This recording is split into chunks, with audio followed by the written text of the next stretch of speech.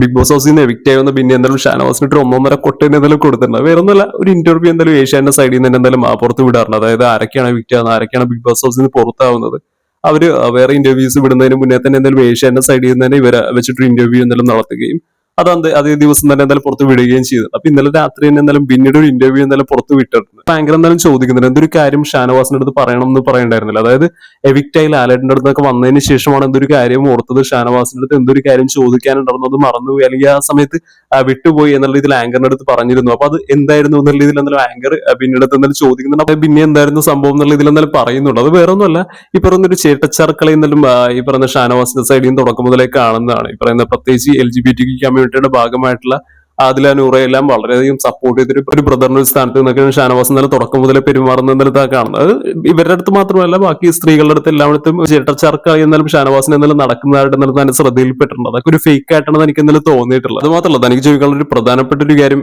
ഈ ആദില നൂറ റിലേഷൻ അവർ ഒരുമിച്ച് ജീവിക്കുന്നതിനെ കുറിച്ചുള്ള ഷാനവാസിന്റെ അഭിപ്രായം എന്താണ് എന്ന് നേരിട്ടൊന്ന് ഷാനവാസിന്റെ അടുത്ത് ചോദിക്കാൻ, ഷാനവാസിന്റെ റിയാക്ഷൻ കാണാൻ എന്താ എനിക്കൊരു താല്പര്യം ഉണ്ടായിരുന്നു. പക്ഷേ ബിഗ് ബോസ് ഹൗസിൽ വെച്ചോ അല്ലെങ്കിൽ ഇറങ്ങുന്ന സമയത്തൊക്കെ അത് ചോദിക്കാൻ താൻ വിട്ടുപോയ ഒരു കാര്യമാണ് എന്നെന്തായാലും ആങ്കറിന്റെ അടുത്ത് എന്നാലും പറയുന്നത്. അപ്പൊ ആ ഒരു ചോദ്യത്തിന് ഒരു ഇമ്പോർട്ടൻസ് എന്താണെന്നും കൂടി എന്നാലും പിന്നെ പറയുന്നുണ്ട്. കാര്യം ഈ തുടക്ക സമയത്ത് ബിഗ് ബോസ് ഹൗസ് സീസൺ 7 തുടങ്ങിയ സമയത്ത് തന്നെ ജിസൈലിന്റെ ഡ്രസ്സിനെ കുറിച്ചൊക്കെ എന്നാലും ഷാനവാസ് പറയുന്നുണ്ട്. ഇത്രക്ക് ഒരു ഇറക്കം കുറഞ്ഞ ഡ്രസ്സോ കാര്യങ്ങളോ ഒന്നും മലയാളി ഓഡിയൻസ് അക്സെപ്റ്റ് ചെയ്യില്ല, കുറച്ചുകൂടി കവർ ചെയ്യുന്ന രീതിയിലുള്ള ഡ്രസ്സൊക്കെ ഇടുന്നതാണ് നല്ലത് എന്നൊക്കെ പറഞ്ഞ് ജിസൈലിനെ ഉപദേശിക്കുന്ന ഷാനവാസിനെയൊക്കെ തന്നെ നല്ല കണ്ടിട്ടുള്ളതാണ്. അതുപോലെ തന്നെ മറ്റുള്ളവരൊക്കെ പ്രത്യേകിച്ച് സ്ത്രീകളൊക്കെ ഉച്ചയുയർത്തി സംസാരിക്കുന്ന സമയത്തൊക്കെ ഷാനവാസിനെ ഒട്ടും അക്സെപ്റ്റ് ചെയ്യാൻ പറ്റുന്നതായിട്ട് തനിക്ക് എന്തായാലും തോന്നിയിട്ടില്ല.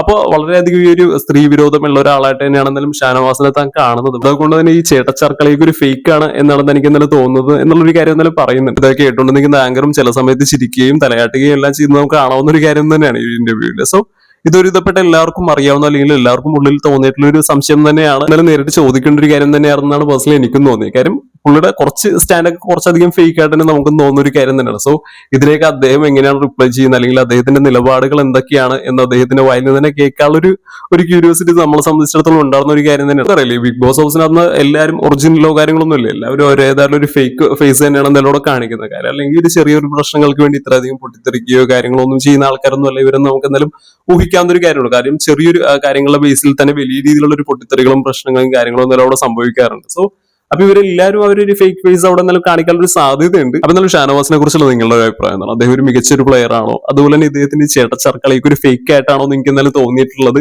എന്നുള്ള കാര്യം ജസ്റ്റ് ഒന്ന് കമന്റ് ചെയ്യുക.